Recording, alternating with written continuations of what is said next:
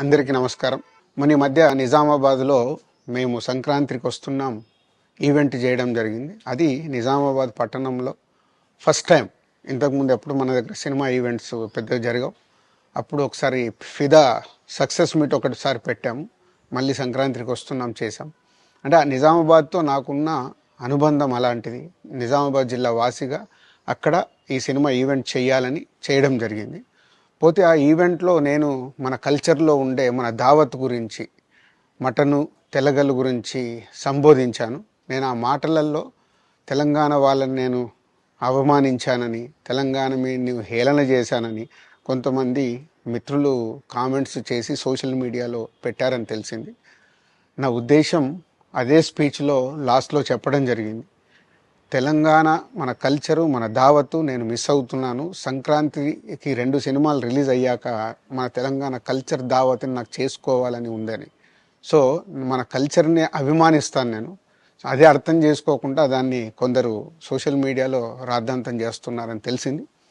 నిజంగా మీరందరూ ఆ మాట వల్ల ఏదైనా హర్ట్ అయి ఉంటే నన్ను క్షమించండి.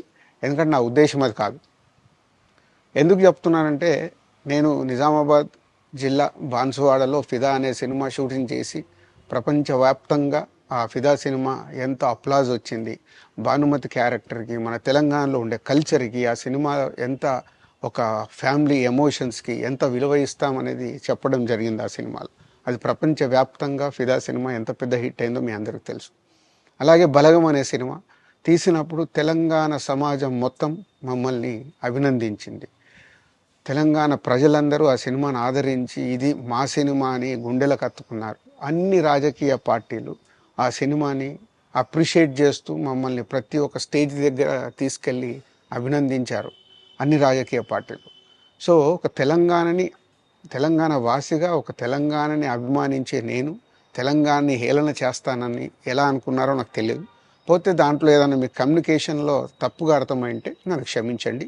మీ మనోభావాలు ఆ కొందరు ఎవరైతే దెబ్బతిన్నాయని అనుకుంటున్నారో వాళ్ళందరికీ నా విజ్ఞప్తి, మీ మనోభావాలు దెబ్బతింటే నన్ను క్షమించండి.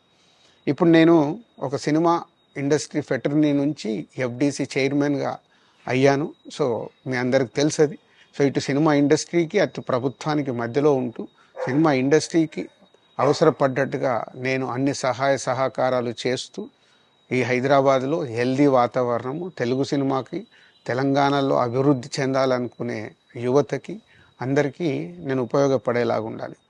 అలాగే పవన్ కళ్యాణ్ గారు కూడా చెప్పారు, యూత్ చాలా ఉన్నారు, వాళ్ళందరికీ కూడా సినిమా ఇండస్ట్రీలో ఇష్టం ఉన్న వాళ్ళని అప్గ్రేడ్ చేసి చేయాలని, ఆ ప్రభుత్వంతో కూడా అక్కడ సినిమాలో కావాల్సిన అందరినీ డెవలప్ చేస్తూ వాళ్ళందరూ మళ్ళీ తెలుగు సినిమాకే, తెలంగాణలో నేర్చుకున్న, ఆంధ్రాలో నేర్చుకున్న వాళ్ళందరూ తెలుగు సినిమాకే ఉపయోగపడతారు.